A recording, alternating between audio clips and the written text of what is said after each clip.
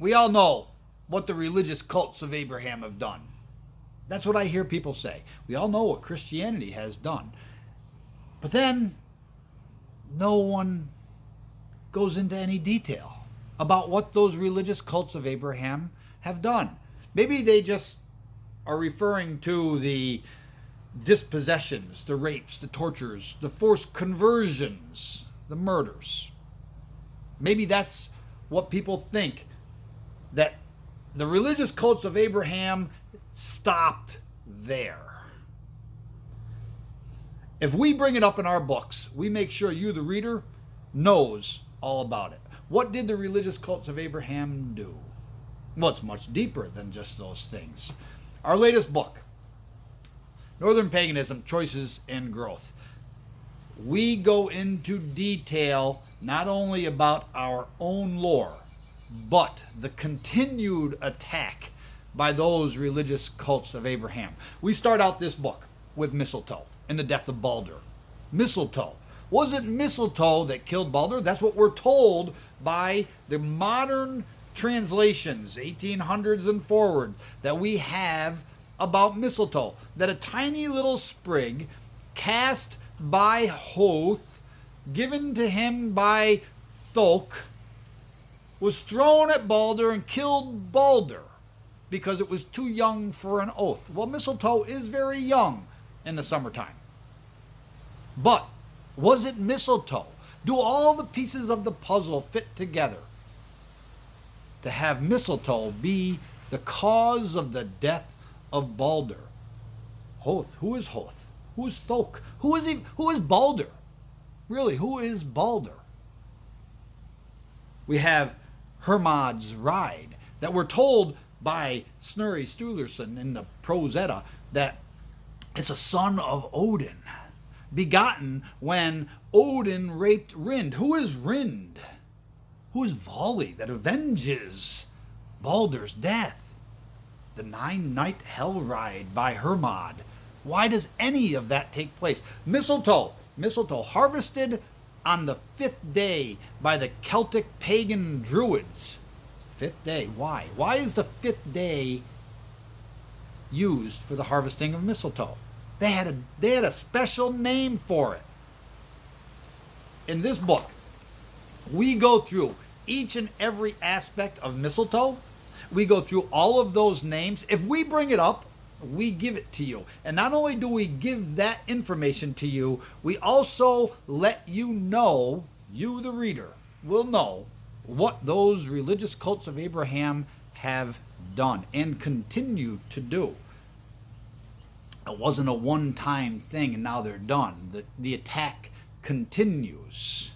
So we have all of that information. We break down the Havamal, the Voluspo, Baldur's Drama, Svipdagsmal. If we bring it up, we give it to you. And not just our translation. We don't just say, here's our words given to you. What we do is we give you our translation, and then we take that translation that we gave you, and we break down each and every, we give you the Old Norse word, and then we break down each and every Old Norse word so that you, the reader, can see how we arrived at our translation. And then, to make sure it's fully understood, we give you charts and diagrams and drawings. You get done with this book and you have a complete understanding in chapter 1. What killed Balder? Was it mistletoe? You will know. My posterity already knows. My posterity has been given this book and it will be passed down through the ages, and they will know all about Balder. We go from there. We go into the Northern Pagan year. The Northern Pagan year. We tell you how the 13 lunar cycle system, or that the 13 lunar cycle system is now fit into 12 months. Well, we give you the names of our modern months, and we tell you what they actually mean in Old Norse. We break down all those words for you, and then we show you how the Northern Pagan year flowed. And on page 29, we give you a chart, which is fully supported by our lore. mother's time and a father's time chart. We give you that information so you can see.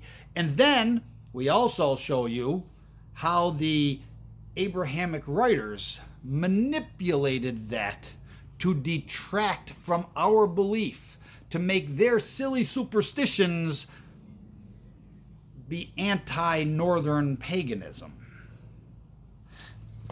We give you the Bible verses that they use to do that with, and how, the why. As well, berserkers. We cover berserkers.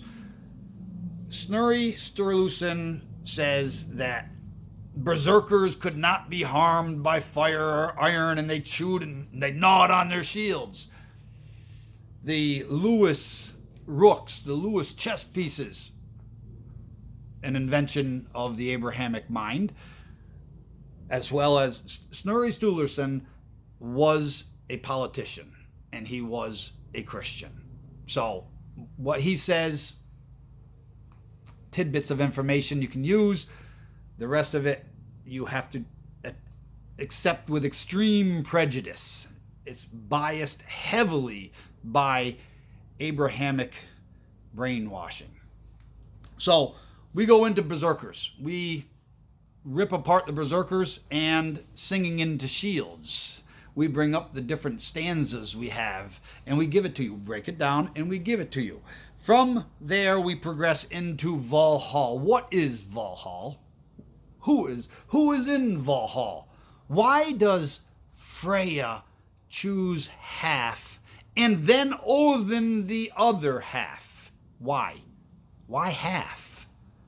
That's an exact number. Why half? Why does Freya choose first? If Freya chooses first, as she does, then why don't we hear more about her choice? Why don't we know more about Folkvang? That's where her half goes, is it not? We should know. You will know with this book. My posterity now knows with this book. They also know about the Blood Eagle. We cover the Blood Eagle in this book again. And the reason I say again is because we did address the Blood Eagle previously in our book, Northern Paganism, Baba Yaga Unveiled. Well, we bring the Blood Eagle up again and we address it in this book. After we completely rip apart Valhalla so that you, the reader, knows what it means. Why is it even called Valhalla? Why does Freya choose first and then Odin? Who goes there? Why is Thor called an Einherji and the others who go to Valhalla are called Einherjar? We give you that. But then we talk about the Feast of Valhalla. We progress right into the Feast of Valhalla with mead and sarimnir. And we give you, what is mead? Our mead of Northern Paganism, our drink of the gods, is called Kvasir's blood, made of berries. Why berries? Why is our mead made of berries? You know, we put it in here. Okay? We talk about the equivalent Rig Veda and their drink of the gods, Zarathustra and Zoroastrianism. We talk about that drink, even though Zoroastrianism is a manipulation of the Vedic texts. We give it to you. We show you how it's manipulated.